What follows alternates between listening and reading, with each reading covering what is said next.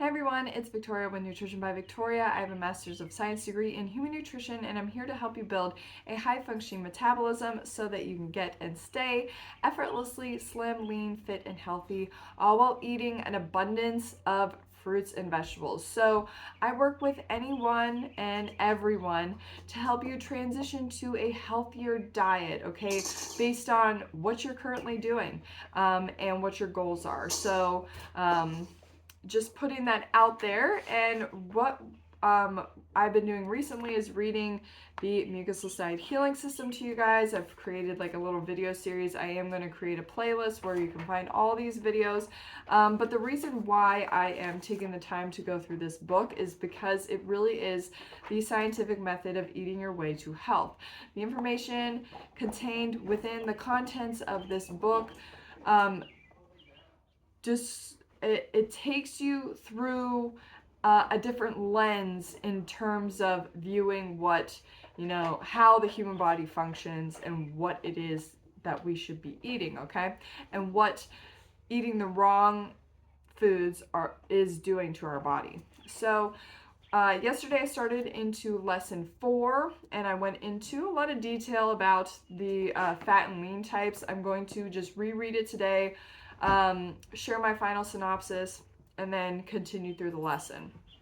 So the diagnosis, lesson 4, fat and lean types. The bodily mechanism of the fat type is, on the average, mechanically more obstructed because he is in general an overeater of starchy foods. In the lean type, there is more physiological chemical interference with the organism, such as one being in general a one-sided meat eater, which condition produces especially much acidity, uric acid, other poisons, and pus. So he's basically describing that the fat and lean types are the accumulation of what you're eating. So what your body looks like is based largely upon what it is that you eat.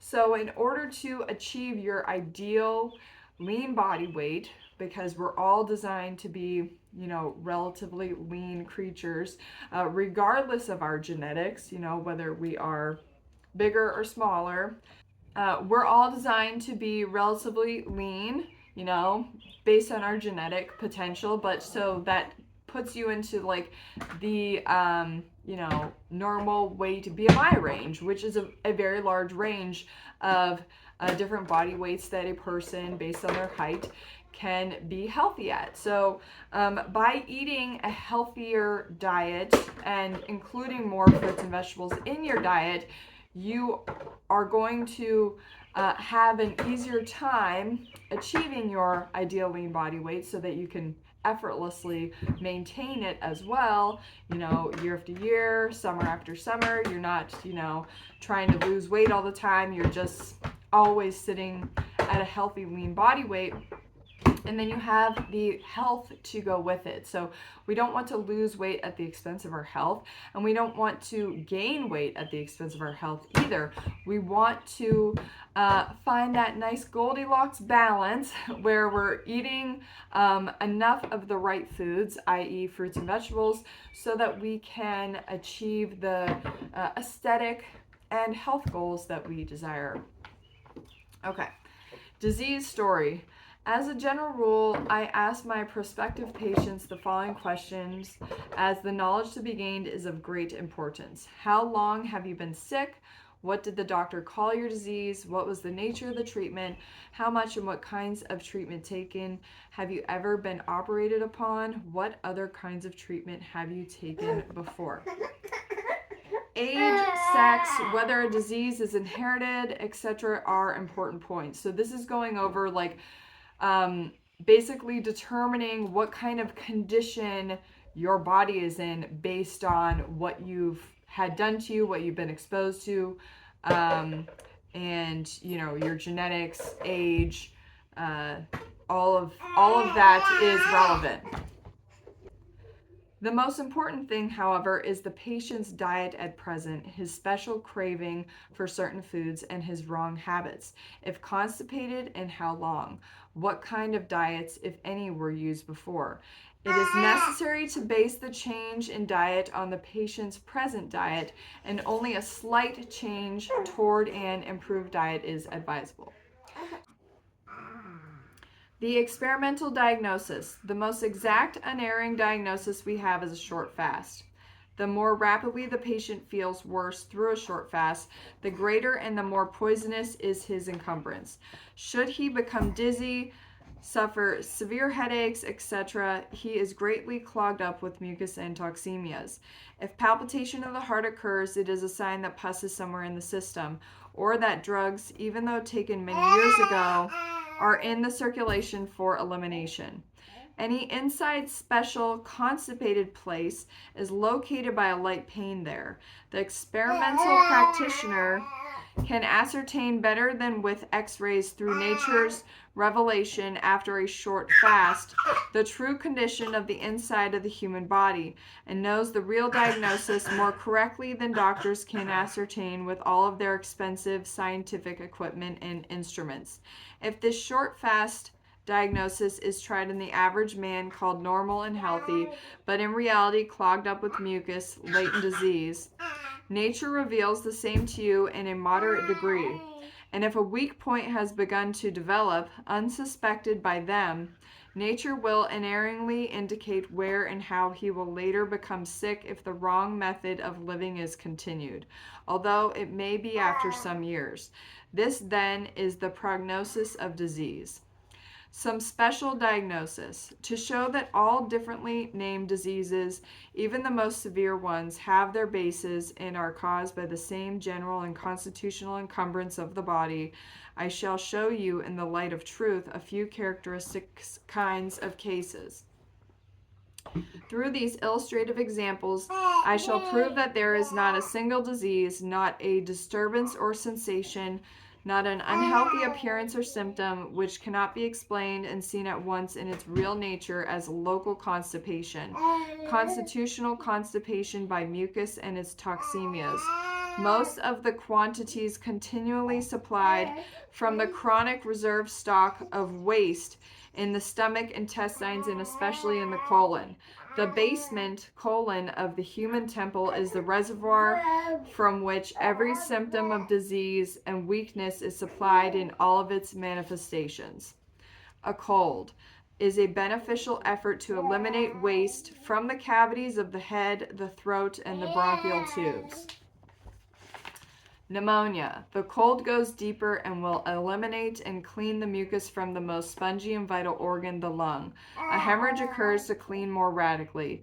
The entire system is aroused, causing higher temperature by friction of the waste in circulation. That proves alarming, and the doctor suppresses by drugs and food, actually blocking nature's process of healing, cleansing. If the patient does not die, the elimination becomes chronic and is called consumption.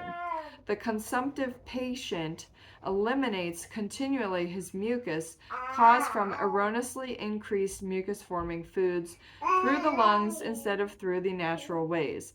This organ itself decays more and more, producing germs, and is then called tuberculosis. The vital organ, lung, the pump, works insufficiently on the circulation. The entire cell system decays more and more and decomposes before the patient dies. Toothache.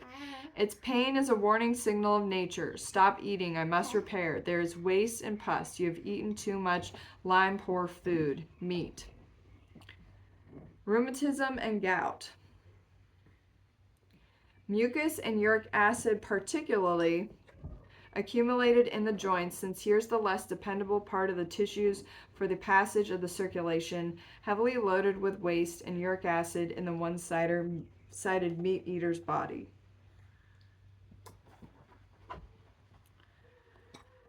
Stomach trouble. The stomach is the central organ of disease matter supply. There is a limit to the ability of this organ to digest and to empty itself after the meal. Every food, even the best kinds, are mixed with this acid mucus, continually remaining in the average person's stomach. The wonder is how long the human being can stand such conditions. Goiter is a stain deposit by nature of tremendous waste to keep it from entering the circulation. Boil is in principle the same, only the elimination is outside. Stammering, special accumulation of mucus in the throat interfering with the functioning of the vocal cords. I cured several cases. Liver and kidney diseases. These organs are of a very spongy construction and their function is that of a kind of physiological sieve. They are, therefore, easily constipated by sticky mucus. Sex diseases. These have for their origin nothing more than mucus elimination through these organs and are easily healed. The use of drugs alone produces the characteristic symptoms of syphilis. The more drugs that have been used, especially mercury, the more carefully the treatment must be conducted.